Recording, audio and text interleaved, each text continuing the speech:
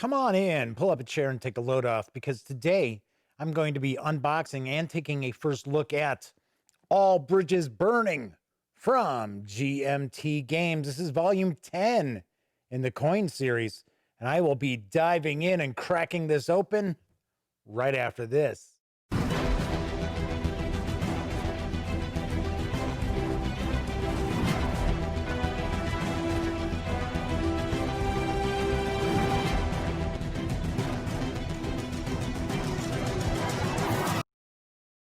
Howdy, howdy, howdy, gang. Yes, I'm Jeff McAleer, back once again as your host here at the Gaming Gang channel.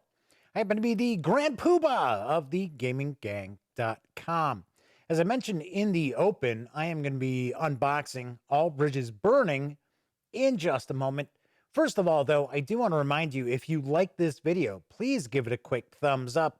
And of course, subscribe to the Gaming Gang channel if you haven't already. If you do subscribe, ring that notification bell, because not only will it inform you when I upload videos such as this, it also lets you know when my live stream, The Daily Dope, airs Monday through Thursday nights right here on YouTube as I bring you the latest in tabletop gaming news. Of course, when you're not watching videos on the Gaming Gang channel, be sure to visit thegaminggang.com for all the latest in gaming news, reviews, comics, movies, TV. You know the drill. Get your geek on at thegaminggang.com. Last thing, do want to point out, the fine folks over at GMT Games did provide me with this review copy. And this is a review copy of All Bridges Burning. As I mentioned, this is from GMT Games Volume 10 in the coin series. It's designed by V.P.J. Arponen. Hopefully I got that pronunciation correct. With artwork and graphic design provided by Chechu Nieto. The game is for 1 to 3 players, ages 14 and up, plays in around 3 to 6 hours. It is shipping right now. It is available from GMT Games. It does carry an MSRP of $79. Let's swing on over to the other camera, because here I've got All Bridges Burning right in front of us. So let's flip this on over, take a quick peek. Before we take the well, you know what? Let's take the shrink off right now. Let's get rid of the shrink. One thing I will mention is that I am using the Panasonic G85 as my overhead camera, like usual. And it is on autofocus. So sometimes the autofocus isn't as strong as it could be. So don't be surprised if you see little kind of hiccups as we kind of take a look closer in at some items and things like that. It might take a moment or two for the focus to kind of set. Anyway, we'll take a look at the back of the box here. We can see this is the game board. This is card driven. All coin games are card driven in certain aspects. I'm not going to read all of the text on the back, but it does say, in late January 1918, in the newly independent nation of Finland, the working class rose up in revolt, taking control of most major population centers in Finland. The revolt led to a short but brutal civil war between the Reds and the Whites, in which the nearby European superpowers of that time, the German Empire and a revolutionary Russia, also became involved. The revolt was the culmination of year-long political turbulence in the context of the collapse of Tsarist Russia, as well as the excesses of rapid industrialization with nearly feudal conditions in parts of the Finnish countryside. All of this came flaming up in violent class conflict. For political moderates, the Civil War threatened to ruin the French national independence achieved from Russia only weeks before. Geez, I can't read English today? Jeez. Let me grab a quick sip here. As I mentioned, it is for 1, 2, 3 players. It has an extremely high solitaire suitability. It is 9, so it is at the max here. It is a complexity 5. I usually find GMT's complexity level to be a notch low for the average gamer out there. But I kind of get the impression that this might be an easier coin game to get into as opposed to some of the big meaty coin games. Just the feeling I've got, I'm not sure. But let's flip this on open. We'll get this cracked open here. All right, come on. There we go. So, amazingly, there is a bug inside. I don't know if that bug just got here or what. But you saw this box was shrink wrapped. I opened it up. There was a little bug. Pretty amazing. Well, I guess we can welcome the bug to the Duct Tape Studios here. All right, so we got rules of play. We have a playbook. Of course, we've got a playbook. Got counter sheets. Not a ton. Actually, it's just one counter sheet. I was going to say, because coin games don't usually utilize a lot of counters. We do have the player aids. Should have 3 of those. And then we've got a mounted board, as well as we've got all the tokens and the cards and some dice. So we're going to take our time here and peek through all of this. So first off, let's take a look. I'm going to move this off to the side for a moment. We're going to zoom in, and we are going to take a little bit closer look at the rules of play. You'd think by now I would have gotten it down to the point where it's like I know what zooming in and zooming out is on this camera. I don't know. All right, so 32 pages it looks like. So let's jump on in here. We'll start taking a peek at the rules here. So we get an introduction. I have to point out, from what I've seen, this game board looks pretty cool. It was pretty nice. I don't think it's massive either. So we've got a bit of information about the map, the game board, players, factions, powers, control, cells on the map. So one aspect of the coin games that's always very cool is they play asymmetrical.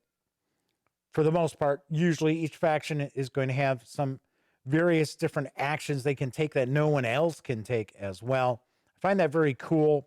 And there is just tons and tons of replayability built into the design. So we're going to get a sequence of play, commands.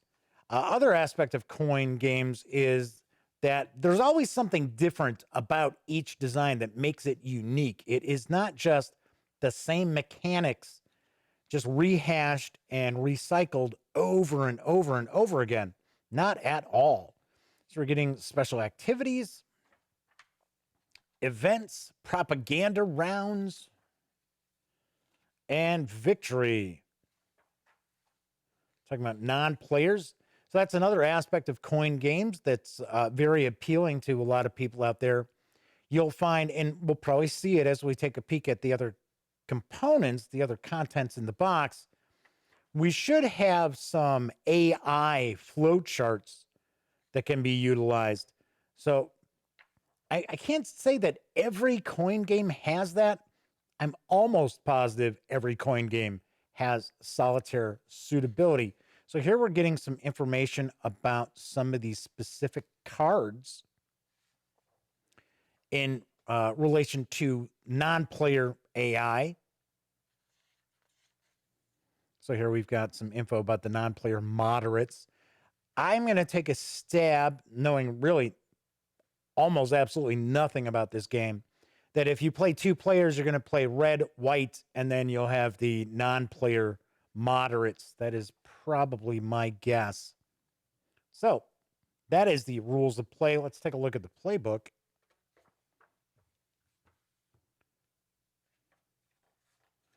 Always love GMT playbooks. I say this all the time, but I tend to read the playbook first because that usually gives me a better idea of the gameplay.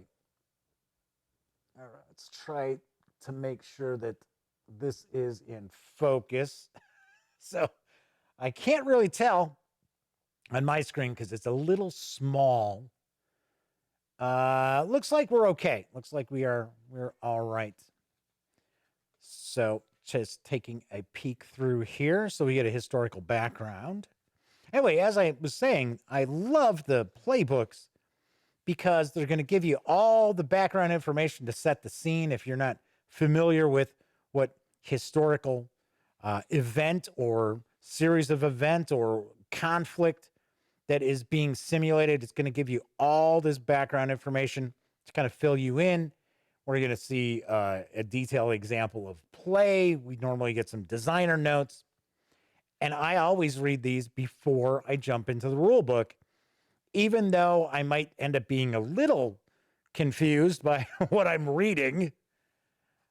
It does give me a better feel for when I jump into the rules. So I have a better feel for what's going on with the gameplay. Maybe it's just me, but I just tend to find that I have an easier time learning GMT games, and not just necessarily the coin series, but most GMT games that include a playbook. I find that once I read the playbook and then read the rule book, I have a better grasp than the opposite way. I don't know. Maybe it's just me. Maybe I'm just kind of bizarre. So here we got some examples of play for the non-players. Some of the special activities that are available as well. And then we get some background on the different event cards. Another aspect of a lot of GMT card-driven games. I love how we almost always get some background on, well, what does this card represent? I love that fact that kind of get a chance to find out, oh, okay, so that's what that means. That's what that represents. Wow, I didn't know about that. That's very cool. I'll be the first to admit I know absolutely nothing about the Finnish Civil War of 1918. I mean, absolutely nothing. I am going to learn a lot just by taking a peek through this game. So we've got some selected sources, and there's our designer notes. So we've got some series creator notes from Volko Runke, and then we've got some designer notes as well, and some credits on the back. So that is that. Let's take a look at the player aids, and they should all be identical. So we have the red player. So we got the reds here, and we see the different commands. So you'll actually see that we'll have some of these items that only the communists will have available to them. Some of these actions only the communists will be able to perform. So we've got our special activities here as well. So then we go to the Senate. So this should be the whites. So we have their actions, their special activities. So you notice we've got the special activities are going to be a little bit different than what we had here for the reds. And then we've got the moderates. So these are the moderates, their commands, as well as their special activities. So even taking a peek between the two, we've got more political actions, it seems, here. And these seem to be more along the lines of propaganda, possibly, or at least diplomacy. And then we've got some German actions. So, of course, the Germans are a non-player faction. As we can see right here, we've got a bit of a flow chart for the German actions. All right, so let's jump on in. I'm going to save the mounted board right here for last because we'll zoom out to take a peek at that. So we have got a bunch of wooden tokens of all different kinds. We've got a couple of decks of cards, one large and one small. We have 3 6-sided dice in the faction colors. So we got the red, the white, and the moderate right there. So that's kind of cool. Just to show you some of these tokens here, and this is what gives a lot of the coin games kind of a Euro game sort of look to them, is that it's not just hex and counters. It's different tokens to show influence and control and so forth. So we've got the white, the red, and the blue here. We've got some, what looks like some pawns and some cubes as well here. And then we've got some discs, which a lot of times these discs are utilized to determine, to show who's taking actions. Because one of the things that we see in a lot of the coin games is that, let's say, for an example, you're playing, it's a 4-player game. You've got 4 different factions. Each faction, I should say, now singular, may not actually get to take an action during a turn. So a lot of times it's essentially, you'll have, in a, say, a 4-player game, you'll have 2 factions get to take an action, to take a turn, and to utilize the event cards and things like that. And the other 2 wait until the next turn. So it's kind of interesting. So we're going to take a look. Let's see what we've got with this smaller deck. I wonder if the smaller deck is our AI for solitaire play. All right, come on, Hobby Knife, get in there. Come on. There we go. And while we've got this out, let's open that up.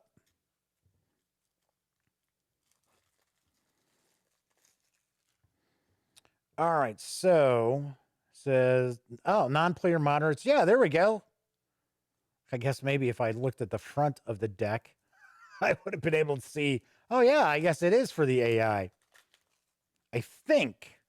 Well, yeah, because it says non-player moderates. So we have non-player white, Senate, yeah, non-player Senate. And then we've got non-player reds. Cool. Very nice. Now, this is different. Usually we'll have these flow charts.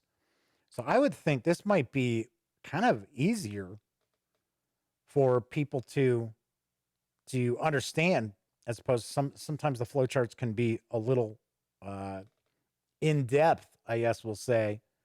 So kind of cool. So we can see that these are different. It's not everything the same. So we've got the reds, we've got the Senate as well. And then we've got the moderates. Nice. Like I said, this is something new, or at least I'm not necessarily familiar with it. So that's very cool.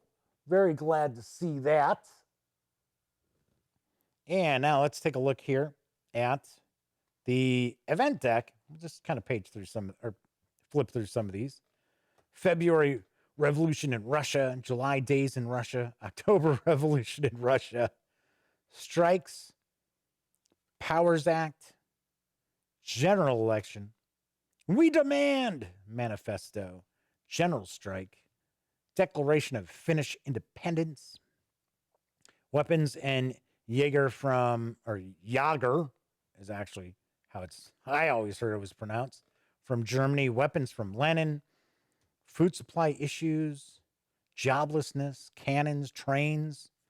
Nice. Workers' halls, propaganda. So it looks as if these propaganda round cards are kind of mixed into the deck. Red Revolt. Red's Major Offensive. War with Many Names. Nice. Very cool. Armistice Proposal. Battle of Helsinki. Homefront Prisoners. First Post-War Parliament. Nice. Rough Justice. Is that a corpse? It's like covered up. It could be. With a sheet or something. Fate in the Balance, another third propaganda and fourth propaganda. Nice. Very cool. All right, so that is our deck of event cards, as well as what appears to be our AI cards. So let's take a look at the board, because the board looked pretty cool. I'm going to end up zooming out, I'm sure, for this.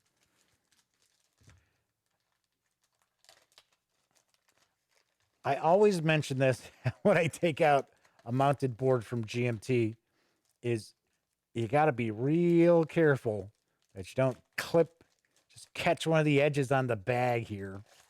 And then, because it has happened to me before. It happened to me once. And it's one of those situations where it happens once and you don't do it again.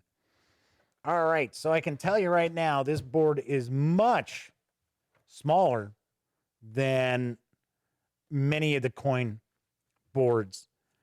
Like I said, I kind of have an impression that this might be, I don't want to say introductory, and I don't want to say that it's going to be a simple game by any stretch of the imagination. But I think this might be a good introduction to the coin series game. Just getting that feeling. So let me zoom back out here.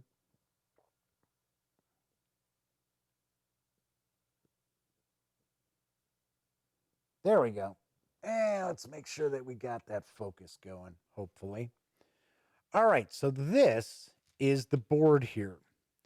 So I see we've got a section here for the Senate, their available forces, the Reds, their available forces.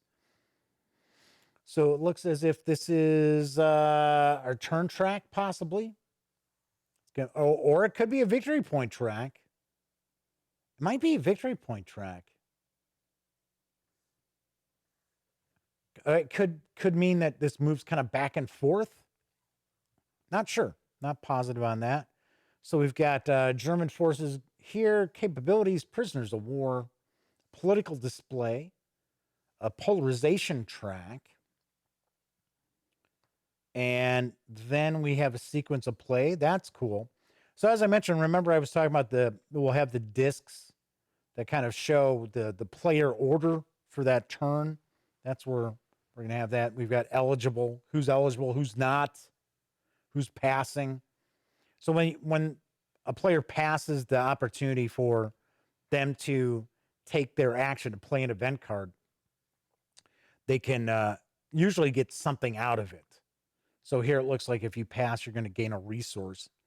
So here is the actual area of Finland. So that's cool. I like this. I like the look of this. I really do. I think this is very cool looking game board. So and like I said, this is a bit smaller than we're used to seeing in the coin games as well. So that is the mounted board.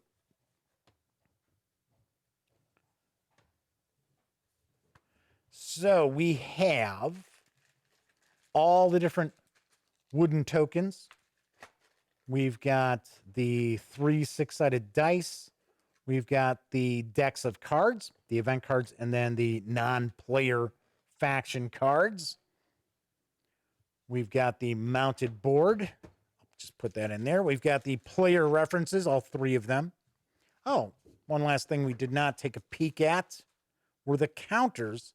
There aren't that many of them. So we do see some control for the Senate, for the Reds.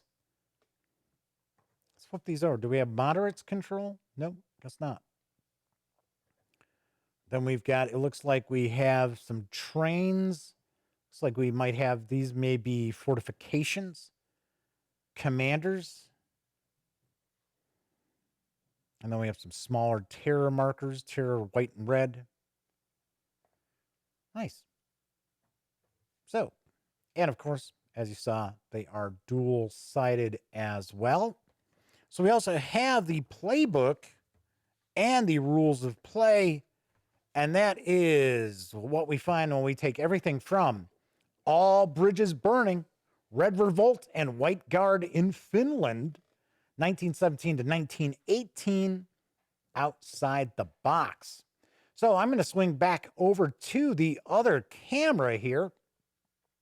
Hopefully, I have an opportunity to get a review in of this in the very near future. I got to be really honest.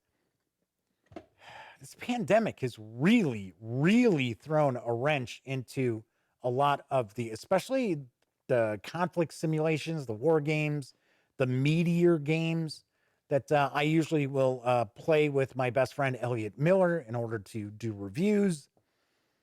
this pandemic has really thrown a wrench into my reviewing those games. So fingers crossed.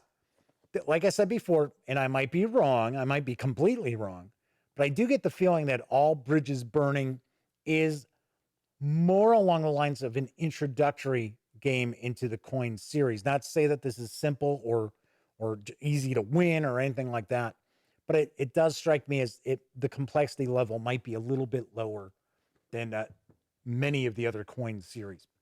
All right, that's it for this time out. Once again, let me remind you, if you like this video, please give it a quick thumbs up. Subscribe to the Gaming Gang channel if you haven't already. And if you do subscribe, don't forget, ring that notification bell. It'll not only let you know when I upload videos such as this, it'll also let you know when the Daily Dope, my live stream, airs right here on YouTube, Monday through Thursday nights, as I bring you the latest in tabletop gaming news. Of course, when you're not watching videos on the Gaming Gang channel, be sure to visit thegaminggang.com for all the latest in gaming news, reviews, and a whole lot more. Get your geek on at thegaminggang.com. All right, until I see you next time, as I have been kind of chiming out on all of my videos during this never-ending pandemic, here's hoping you're being smart and staying safe. See you next time.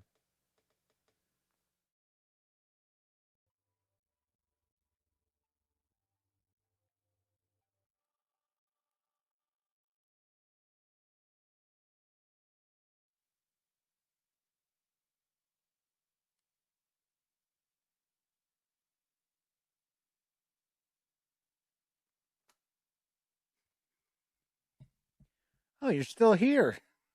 Well, once again, thank you very much for watching this video. And of course, if you'd like to subscribe to the Gaming Gang channel, click right here. And of course, if you want to see one of the latest episodes of the Daily Dope, click right on up here. And if you want to roll the dice, take your chances, see what YouTube thinks you might like from the channel, give a click right here. Once again, I'm Jeff McAleer, and I'll see you next time.